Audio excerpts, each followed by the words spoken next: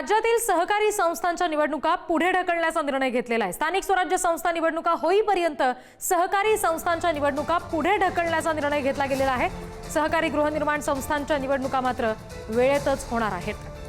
प्रतिनिधी सुशांत सावंत याबाबतचे तपशील देतील। सुशांत, रिद्धी, आपण जर बघितलं असेल तर आगामी स्थानिक स्वराज्य संस्थांच्या निवडणुका ज्या आहेत ते 31 जानेवारीपर्यंत संपवायच्या आहेत। त्यातच काही निवडणुकांचा घोळबस्ता बाकी आहे की 50% वर आरक्षण गेलेलं आहे आणि तो देखील पेच कायम आहे।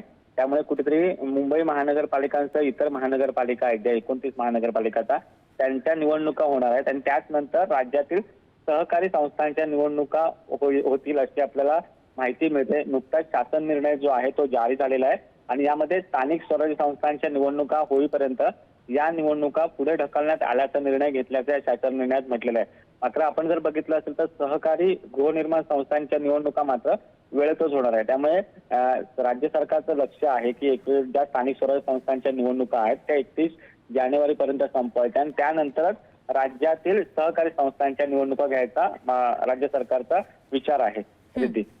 धन्यवाद सुशांत सगळ्या माहितीसाठी।